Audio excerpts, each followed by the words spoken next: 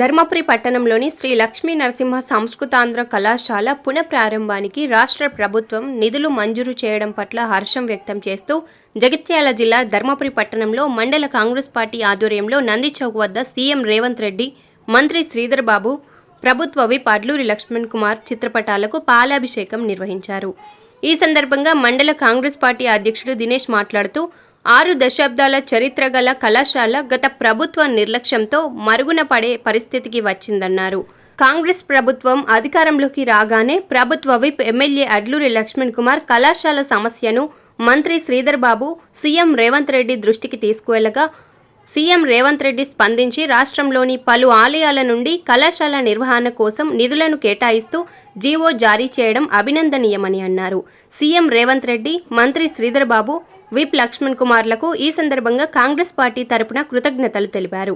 ఈ కార్యక్రమంలో మండల కాంగ్రెస్ ఉపాధ్యక్షుడు వేముల రాజేష్, నాయకులు చిలుముల లక్ష్మణ్, సింహరాజు ప్రసాద్, సుముఖ్, చీపిరిశెట్టి రాజేష్ తదితరులు పాల్గొన్నారు.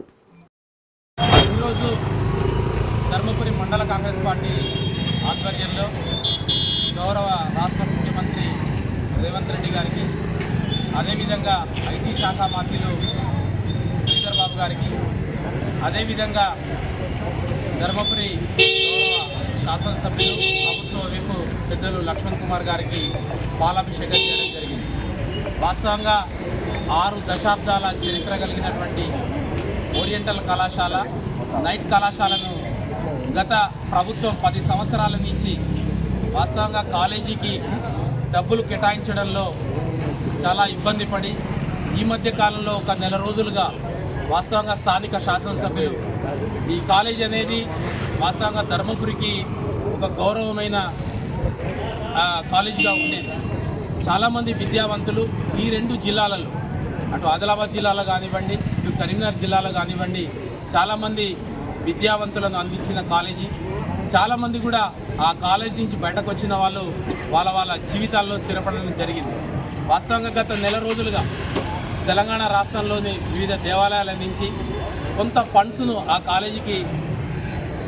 కాలేజీకి ఇప్పించి దాదాపు 32 లక్షల రూపాయలు యాదగిరిగుట్ట దేవస్థానం నుంచి కానివ్వండి, వేములవాడ దేవస్థానం నుంచి కానివ్వండి, అదేవిధంగా ధర్మపురి దేవస్థానం నుంచి కానివ్వండి, కొండగట్టు దేవస్థానం నుంచి కానివ్వండి, ప్రతి ఒక్క దేవాలయం నుంచి ఒక 8 లక్షలు కేటాయించి నిన్న ప్రభుత్వం నుంచి జీవో తీసుకురావడం జరిగింది.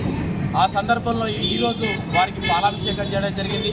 అదేవిధంగా ధర్మపురి మండల కాంగ్రెస్ పార్టీ నుంచి, అదేవిధంగా ధర్మపురి పట్టణం నుంచి విద్యాభిమానుల నుంచి వారికి ప్రభుత్వం లక్ష్మణ్ కుమార్ గారికి, అదేవిధంగా ఐటీ శాఖ మంత్రులు శ్రీధర్ బాబు గారికి, అదేవిధంగా రేవంత్ రెడ్డి గారికి, ముఖ్యమంత్రి గారికి ధర్మపురి మండల కాంగ్రెస్ పార్టీ పక్షాన ధన్యవాదాలు తెలియజేస్తున్నాను.